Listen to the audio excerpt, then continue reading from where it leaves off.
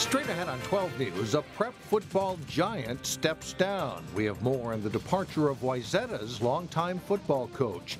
Then, a clear solution for a longtime lake problem. See what could help Maple Grove's Fish Lake. But first, a hit-and-run case involving a child on his way to a Halloween party. 12 News starts right now. Hello, everyone, and thanks for joining us. I'm Mike Johnson. And I'm Alexandra Renslow. Brooklyn Park Police are looking for a driver in a hit-and-run accident that injured a child on his way to a Halloween event. It happened on Monday night around 6:45 along the 7200 block of Zane Avenue. According to police, an 8-year-old boy was with his family and headed to the Zanewood Recreation Center for a Halloween event. The boy stepped into traffic and was immediately hit by a driver traveling southbound. The child was taken to the hospital with non-life-threatening injuries, and police say the driver needs to come forward. By all accounts of witnesses, it was definitely an accident. The driver did temporarily stop, didn't exit the vehicle, and then fled the scene right away.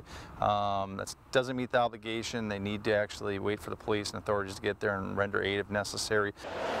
According to police and paramedics on the scene, the child likely suffered a broken ankle or a broken leg.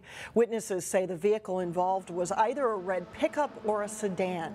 If you have any information about the incident, you are asked to call Brooklyn Park Police. A Brooklyn Center man now faces murder charges after the victim of a downtown Minneapolis shooting died from her injuries. 31-year-old Sherman Alexander is charged in the shooting death of 28-year-old Jenna Heilman of Minneapolis. According to the criminal complaint, Alexander shot at Heilman and her boyfriend after a dispute inside the Poorhouse Bar last September. Someone with Alexander's group was accused of stealing a bottle of liquor off the couple's table.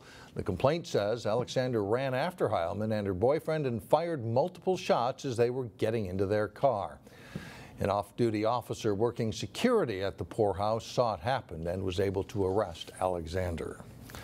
Brooklyn Park and Brooklyn Center are continuing their fight against an affordable housing policy they say is unfair. 2 years ago, the cities filed a complaint with the Department of Housing and Urban Development, accusing the state and the Metropolitan Council of violating the Fair Housing Act. But as Sonia Goins reports, so far there has been no resolution.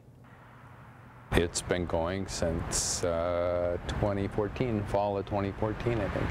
Brooklyn Park, Brooklyn Center, and Richfield are accusing the Minnesota Housing Finance Agency and the Metropolitan Council of purposely flooding their cities with low-income or affordable housing. Certain communities have high levels of poverty and affordable houses, and next door, almost none. And that's not by accident, is what we're saying. It's not a good scenario, in my opinion, to put to have the whole city and its residential base be people in poverty. City officials say the current low-income and affordable housing plan has led to segregation of communities. Minnesota is very segregated. We have communities of color, and then next door you have a community of almost no color. Both mayors say they're not opposed to affordable housing. In fact, they say they're doing more than their fair share. However, they want other cities to share in that burden. The Met Council released these existing affordable housing numbers in August.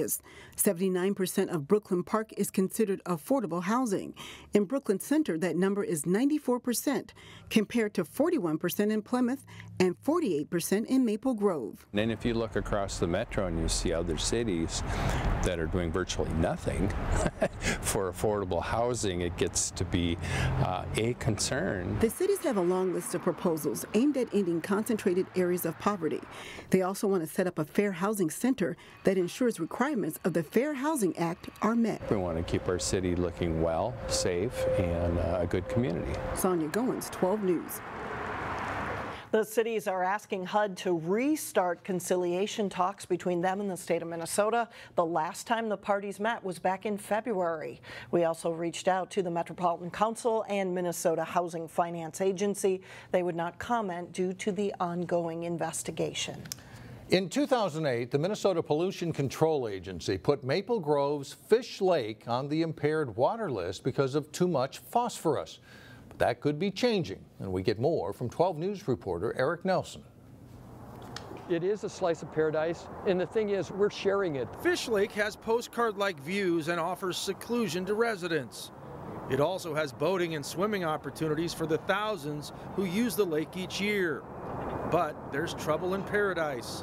Fish Lake has a phosphorus problem. It's laying at the bottom of the lake. It gets stirred up during warm periods of the summer, and it just stimulates the algae to grow. Dave Haas has lived on Fish Lake since 1998 and says the water is often cloudy and green. In the middle of August, when it gets its worst, I can be standing on my shoreline here, knee deep in water, and I can't see my toes. So it creates a big problem. But now Haas says Fish Lake is ready for a comeback. Fish Lake residents, the Elm Creek Watershed Commission, Three Rivers Park District, and City of Maple Grove are teaming up to solve the problem with a solution called aluminum sulfate. The process for treating Fish Lake is actually very simple. They drop the application in the water, and within minutes, the lake starts to clear up. However, there is a catch. Cost of the treatment is $300,000. Half of that has already been raised. The other half would come from a Minnesota Legacy Fund grant if approved. It's not a health risk to either animals or humans or even the wildlife in the lake. If Fish Lake gets grant money this year, the water could be treated in April. If not, September would be the target date. It's really pretty exciting because we have the potential of seeing the biggest change in the lake in our lifetime. In Maple Grove, I'm Eric Nelson, Channel 12 News. 70% of the phosphorus is already in the lake, and the other 30% comes from runoff. Fish Lake residents and others requesting the grant money should have an answer by mid-December. If you are cleaning out the closet, a Robbinsdale insurance office wants you to donate gently used suits. So this is an example of one of the women's suits we've gotten and one of the nicer men's that was dropped off. Just an example of what we're collecting. Farmers insurance offices are collecting suits for soldiers. At the Robbinsdale office of Robin Hennepin and Aaron Janke, they've collected more than 36 men's and women's suits. More than 1 million military personnel are expected to transition out in the next few years. And now they need to transition back into civilian life. We want to make it easy for them. We want to have, it can be expensive. We want to help them, show them how, they can get back out to interviewing, networking, and have the attire to do it. Suits are being collected at the West Broadway office through November 30th. Coming up, a Rogers family and their young child's battle with epilepsy. And then later in sports, Champlin Park's outstanding volleyball team takes aim at another section title. But first, no freeze in sight, sunshine, and 60s on Wednesday. We'll be right back.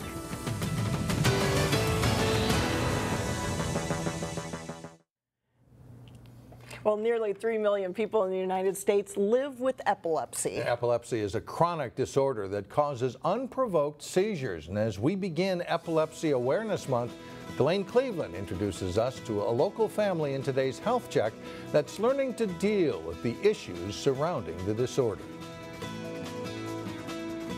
Hazel. Hazel Norris is a happy and playful 7-month-old girl. She is a happy, smiley, loving girl. She loves her mom and dad and sister. She's very attached right now. Not surprising considering that in her short time in this world, she's been hospitalized on 11 different occasions after she began having seizures when she was 2 months old. Her arms would go out and she'd blink really fast and kind of breathe funny, and then we knew that it was for sure a seizure, and we rushed right into the hospital that day. It was Mother's Day. It was one of the worst Mother's Days ever. In the months since, it's been a difficult road for little Hazel as various medical issues developed related to her epilepsy. Just kind of the fear of the unknown when it's your child and you don't really know what's going on, so. Hazel's father, Charlie, is also epileptic. I've known I'm 34 now, for 18 years that it's something that's easily controlled and mine's not serious at all. And with hers over the last couple months, it's been much more of a learning process. What they're hoping to learn is the correct combination of drugs that can control her seizures. Their little girl also recently switched to a new diet that has given the family some hope. The ketogenic diet, which is a high-fat, no-carb diet. Since then, she was having, before that, 150 seizures a week, and since then she's had about 25 to 30. While Hazel's seizures have been reduced, the family's expenses have skyrocketed. in part because insurance doesn't cover her new diet. In addition, Gina hasn't been able to return to her job with the city of Brooklyn Park. There are days where I just get super emotional, I have breakdowns, but you just have to keep doing what you have to do because you have to be positive for her, but for our 2-year-old daughter as well. She needs us to be happy, and we can't dwell on it, and we just make the best of the situation. Whoa. For Health Check, Delane Cleveland, 12 News. The Norris family has set up a GoFundMe page for Hazel's medical expenses, and if you'd like to help, you can find a link on our website at 12.tv. Coming up, a Plymouth man with lots of luck on his side. But first, hear from Brad Anderson, who is resigning as the head football coach at Wayzata. John Jacobson has that and much more coming up next in sports. Wayzata's high school football program has had just 4 head coaches in the past 60 seasons. Next fall, there'll be 5 coaches in 61 years with the resignation of Brad Anderson on Monday. Anderson, who played football for Wayzata and graduated from the school in 1982, stepped down after 18 years as the Trojans' head coach. Prior to that, he was an assistant to the late Roger LaPelt for 6 years. Anderson's record in those 18 years was 157-47 and included 10 conference championships, 8 state playoff appearances, and 3 state class 5A championships. Even though the Trojans slipped to 2-7 this season, he said that the wins and losses wasn't the driving factor for him to resign. You know, I think shortly after I became head coach, I started planning for the day that I would no longer be head coach. And so now, this being my 18th year here, I can say that I've actually thought about it for a long period of time. And so for the last 15 years, I've always intended to coach the next year, but I've always told Jamie Sherwood, our athletic director, that I would decide at the end of the season. And it just seemed like this was the right time to transition. And I thought, you know, I still have enough tread left on the tire that I'm still looking to do something going forward. I was very proud of our senior class and the attitude and effort that they put out there every single week. And, you know, I think all these young men will be successful later on. And that's ultimately what playing high school sports is about, learning lessons that are hopefully going to impact you for the rest of your life.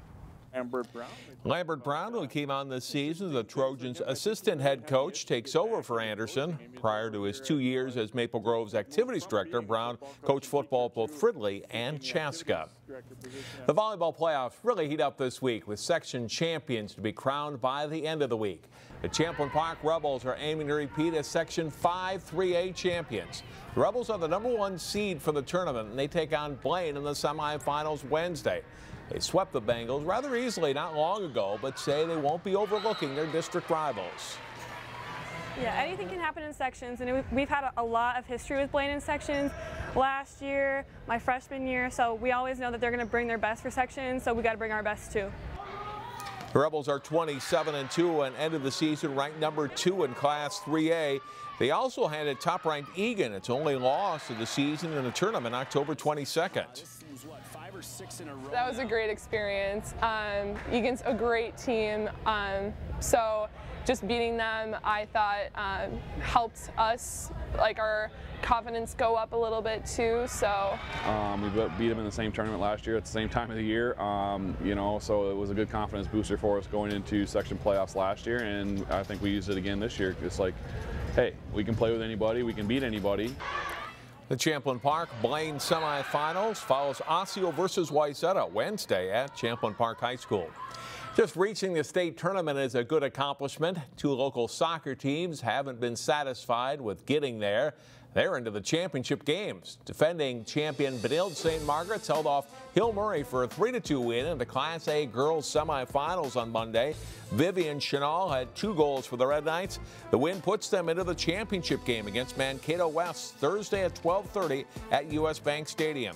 It's a great matchup in the AA boys final following the Benilde game as 2 unbeaten teams, #2 seed Wayzata and #1 seed Stillwater, meet for the championship at 3 o'clock. Our game crew will be on hand. You can watch the Wayzata game in its entirety Saturday morning at 7 and Sunday evening at 10 here on Channel 12. And that is a look at sports for today. All right, thanks, John. Now to Local Vote 2016 and 2 candidates running for Hennepin County Commissioner in District 1. Yeah, that district includes Brooklyn Center, Brooklyn Park, Crystal, New Hope, and Robbinsdale. And former Brooklyn Center Council member Mary O'Connor is running against longtime incumbent Mike Opat. O'Connor has also run for Minnesota Attorney General and School Board in the past. Opat has served on the county board since 1993. My name is Mary O'Connor. I am running for Hennepin County Commissioner. I believe Hennepin County government has grown too big and is too expensive. If we cut government, we can reduce property taxes. We need to take care of county roads and provide emergency shelter and health care. We have libraries to maintain and public safety responsibilities. We should not tear down people's modest homes to build fancy ones. We should not spend money building expensive light rail or sports stadiums. We should reduce the commissioners' salaries. If you agree, vote for Mary O'Connor for Hennepin County Commissioner on November 8th. Hello, I'm Mike Opat, Hennepin County Commissioner for the cities of Robbinsdale, Crystal, New Hope, Brooklyn Center, Brooklyn Park, and Osseo. I'm running for re-election and asking for your vote. For many years, I worked to advance the Botno LRT project. The project is now real, and the potential for great transit and redevelopment is here. I worked to plan and fund the wonderful new Brooklyn Park Library. If you have not been there yet, please visit soon. All our cities have received county youth sports grants. New soccer fields, baseball diamonds, field lighting, and playgrounds are now available. Work has begun to upgrade Highway 252. Hennepin County is leading that local effort. I need your help to win re-election. I humbly ask for your vote on November 8th. Still ahead, a Plymouth man who just loves playing the lottery. And for good reason, we'll explain next. Finally, good fortune can arrive in 2 ways. Sometimes hard work pays off, but sometimes you just have to be lucky. That's true. Listen to this. This is the case of Anthony Fusaro of Plymouth. He's hit the lottery jackpot not once, but twice in less than 17 months. Fusaro won $1 million playing the Mega Millions lotto game last year. Now fast forward to last week, and he did it again. Fusaro won the Go for 5 jackpot worth nearly $875,000. According to lottery officials, no one in Minnesota has ever had multiple payouts that large. So what did he do with the money after taxes? The first lotto win, he paid off his first home and student loans. This time around, he plans to pay off the mortgage from his new home. We certainly hope that you're out of debt with those kind of odds wins. are. Yeah, unreal. Yeah, good for him though. That's all for us. Thanks so much for joining us. And we'll see you back here again Wednesday starting at 4.